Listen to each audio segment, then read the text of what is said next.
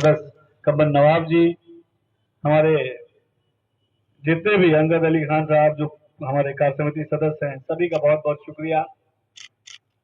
साथियों, अभी बहुत सारी चीजें हमसे पहले हमारे शिको आजाद साहब जो संचालन कर रहे थे, जो बहुत डिटेल तरीके से एक पूरा इतिहास चंद मिनटों के अंदर एक सैकड़ों साल पुराना इतिहास हम सबके सामने रखा और हमें बताया कि किस तरीके से अवध की, लखनऊ की सरजमीन जो है, ये गंगा जमुनी तहजीब को आज से ही नहीं, सैकड़ों हजारों साल से इसने इस तहजीब को आगे बढ़ाने का काम किया। और जैसे जैसे समय आगे बढ़ा, जो रॉयल फैमिली अवध की है, उसने तमाम जो मेंबर्स यहाँ मौजूद हैं, उन्होंने कई सारी ऐसी बेसिक समस्याओं से भी, जो परेशानियां हैं, उनसे भी हमें अवगत कराया है। मुहर्रम का वक्त आ गया है, जल्दी मुहर्रम की शुरुआत जो हो गई है, जो भी यहाँ की जो समस्याएं हैं या जो यहाँ व्यवस्थाएं होनी चाहिए, जो हुसैनाबाद ट्रस्ट के माध्यम से जिला प्रशासन जिन चीजों को देखता है, मैं इनसे गुजारिश करूंगा कि एक मेमोरेंडम बना के लिखो, पॉइंट वाइज 4-5 जो मुख्य बिंदु, बहुत ज्यादा नहीं, जो 4-5 मेन बिंदु हैं, उन बिंदुओं को अगर आप मुझे कल या परसों अपनी सुविधा के अनुसार अगर आप हमें देंगे, और एक नवाब साहब भी यहाँ आए, मैं उनका भी स्वागत करता हूँ। इन बिंदुओं को अगर आप देंगे तो यकीनी तौर पर हम ये कह सकते हैं कि जिला प्रशासन से, चूंकि हुसैनाबाद ट्रस्ट का अध्यक्ष इस समय जिलाधिकारी होता है, मैं लखनऊ के जिलाधिकारी से भी उन तमाम बिंदुओं पे उनको निर्देशित करूंगा कि जो भी हमारे जायरीन यहाँ है और जो भी रॉयल अवध फैमिली की जो भी डिमांड्स है, जो भी बातें हैं, उनको सही तरीके से लागू किया जाए। प्रिंटिंग की बात कही गई, और जो उस में खर्च आता है, जो एडमिनिस्ट्रेशन जो खर्च करता है, उसका भी प्रॉपर पारदर्शिता होनी चाहिए, ऑडिटिंग होनी चाहिए, सही तरीके से वो पैसे खर्च हो, क्योंकि ये पैसे आपके ही है। ये जो पैसे खर्च होते हैं वो हमारे और आपके पैसे हैं, तो उनको खर्च करने का तरीका भी सही होने चाहिए। जो एक सैकड़ों सालों से एक रीति चली आ रही है, जो तरीके चले आ रहे हैं, उसको सही से हम फॉलो करें। चूंकि वक्त बहुत कम है, लेकिन जो कुछ दो चार जो मेन बिंदु होंगे, मेन इश्यूज होंगे, उसको हम जरूर रिजॉल्व कराएंगे इंशाअल्लाह, क्योंकि अल्पसंख्यक कल्याण की जिम्मेदारी आपने अपने कौम के इस बेटे के कंधों पे दी है, नौजवान कंधों पे दी है।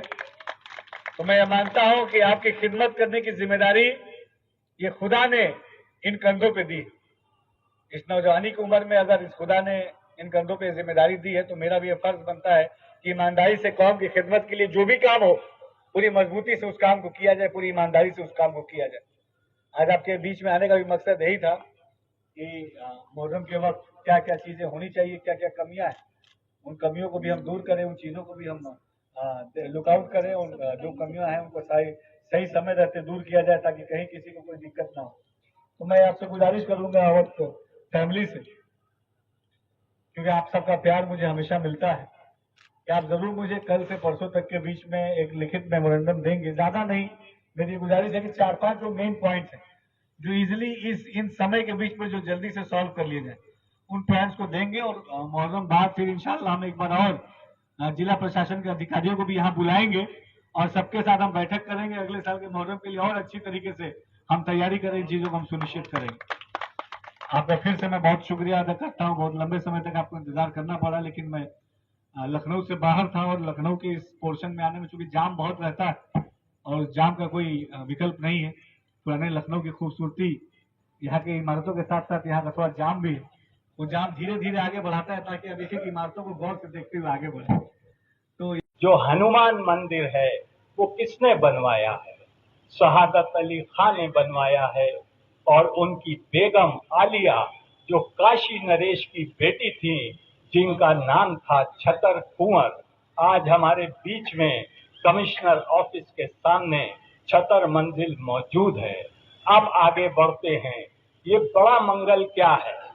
ये बड़ा मंगल नवाब शहादत अली खान की एक मुराद थी। उनके बच्चा नहीं हो रहा था, तो उन्होंने, उनकी बीवी ने, छतर कुंवर ने, और तमद्दुन के लोग थे कि उन्होंने नवाबीनों की सीरत को अपनाने का काम किया है। चाहे हमारा झाऊलाल का इमामबाड़ा हो जो एक हिंदू ने बनवाया है, चाहे अरबों रुपए की रोज़े काजबैन की 26 बीघा जमीन हो जिसमें ऐतिहासिक इमामबाड़ा बना है, वो भी जगन्नाथ प्रसाद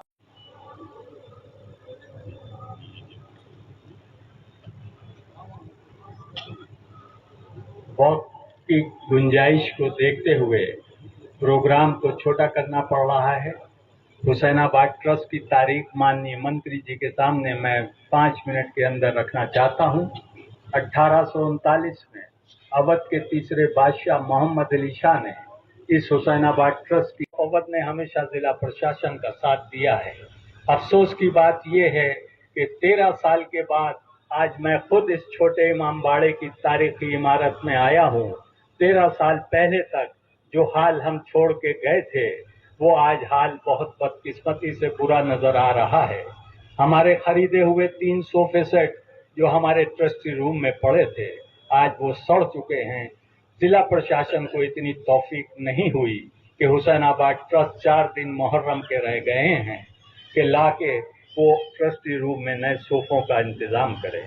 मैं माननीय मंत्री जी से कहना चाहता हूं कि हुसैनाबाद ट्रस्ट का 45 लाख रुपए का 10 दिन का बजट है और उस बजट का सही इस्तेमाल होना चाहिए।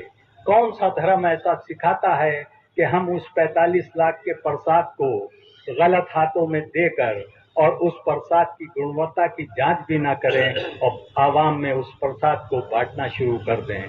तो कम से कम ट्रस्ट की निगरानी में एक ऐसी व्यवस्था जिला प्रशासन के साथ मिलकर हमारे मंत्री जी करें कि हुसैनाबाद ट्रस्ट का जो शाही जुलूस है जिसमें 45 लाख रुपए का खर्चा आता है, 7 मुहर्रम की जो हमारी मेहंदी का जुलूस है वो एक शाहाना अंदाज में, ये सरकारी जुलूस है, ये उत्तर प्रदेश की सरकार की उठाने की जिम्मेदारी है। उस जिम्मेदारी में कोताही ना बरती जाए। आज हिंदुस्तान में 5 करोड़ शिया रह रहे हैं। 2005 में मैंने ही शिया पर्सनल लॉ बोर्ड का गठन किया था, मैं उसका फाउंडर। उसके बावजूद शिया पर्सनल लॉ बोर्ड ने भी इस तरफ ध्यान नहीं दिया तो मैं 2013 से उससे अलग हो गया। तो जुलूस में जो झंडियां लगा के जुलूस को लंबा किया जाता है वो चिंता का विषय है। छोटे छोटे बच्चों को काले कपड़े पहनाकर 1 किलोमीटर की जो लाइन लगा दी जाती है उस परंपरा को खत्म किया जाए और जो शाही सामान हमारी तहवीलों में रखा है उसकी साफ सफाई करके इस जुलूस को शाहाना अंदाज में उठाया जाए। इस जुलूस में खाली शिया हजरात शिरकत नहीं करते हैं, इसमें अहले सुन्नी हजरात, अहले हिंदू हजरात। लालजी टंडन तो यहाँ तक कहते थे कि मैं पहली शाही जरी के जुलूस का मन्नती बेटा हूँ, मेरी माँ ने ताजिए के नीचे से निकल के मन्नत मानी थी।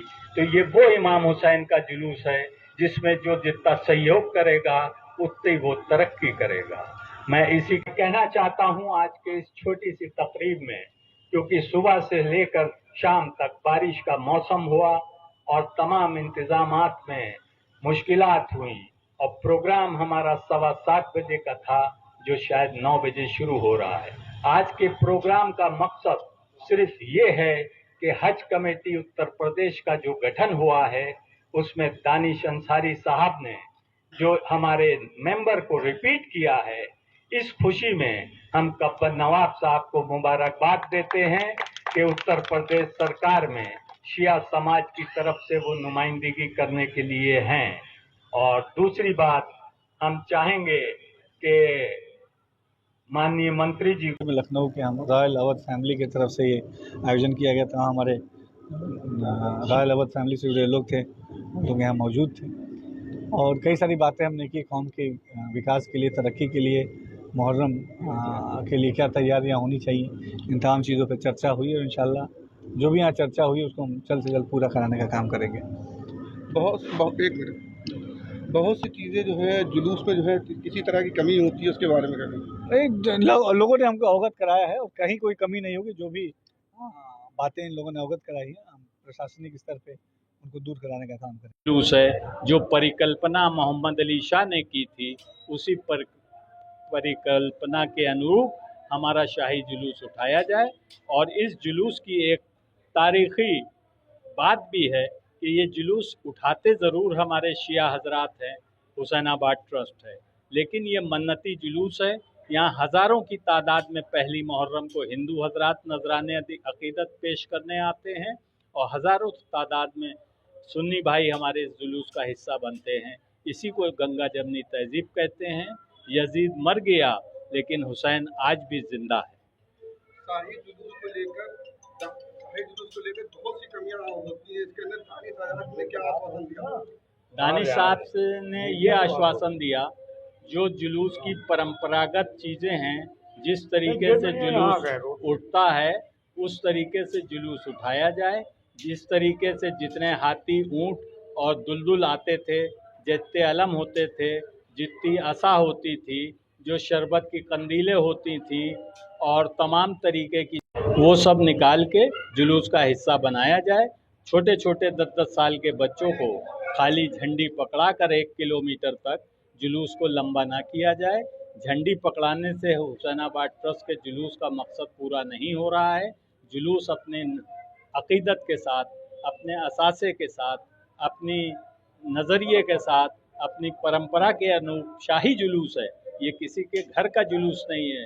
ये नवाबों ने इस जुलूस के लिए, इस ट्रस्ट के लिए करोड़ों रुपए के इमामबाड़े वफ़ किए हैं, करोड़ों रुपए की एफडी मौजूद है। तमाम टिकटों से जो आमदनी होती है वो इन जुलूसों में खर्च होती है और जो बचता है वो नवाबों को वसीक़े के रूप में वितरित किया जाता है। 190 हमारे ट्रस्ट के कर्मचारी हैं, उनको उसी पैसे से तनख्वाह दी जाती है। हमारा 1839 से लेकर 2025 तक का रिकॉर्ड है कि हमने कभी भी सरकार के हाथ से कटोरा नहीं फैलाया। सरकार ने हमारे उनको as a chief guest invite किया गया था और उनसे यहाँ के जो मसाइल हैं हुसैनाबाद ट्रस्ट के या जो भी मुहर्रम के सिलसिले के, वो डिस्कस हुए और उन्होंने कहा है कि आप एक लिखित में कुछ जो इम्पोर्टेंट 3-4 पॉइंट्स हैं वो आप हमें दिए, जिसको हम रिज़ॉल्व कर सकें और एक आध दिन ही में। और बाकी जो बातें हैं, जो और मुद्दे हैं, जैसे कि 10 मुहर्रम के ज़रिए वगैरह के सिलसिले की, तो उसको हम लोग के मुहर्रम के बाद इत्मीनान से, क्योंकि अभी उसमें इतना वक्त, इतने जल्दी में कुछ हो नहीं सकता है, तो बाद में इत्मीनान से आइंदा साल के लिए उसको रखते हैं। शाही जो जुलूस निकलता है, जी। इसमें बहुत सी कमियां होती हैं, क्या कहा इसके बारे में? तो इसमें मामले में दानिश आजाद आए थे और मुहर्रम कुछ दिनों बाद शुरू होने वाला है। प्रोग्राम किस तरह की मीटिंग करी गई थी यहाँ? देखिए, ज़िला प्रशासन जो है वो हुसैनाबाद ट्रस्ट के कर्मचारियों के कहने पे काम कर रहा है। ट्रस्ट के कर्मचारियों को कोई दिलचस्पी नहीं होती है, चाहे मुहर्रम हो या कोई भी धार्मिक आयोजन, वो एक खाना पूर्ति करता है।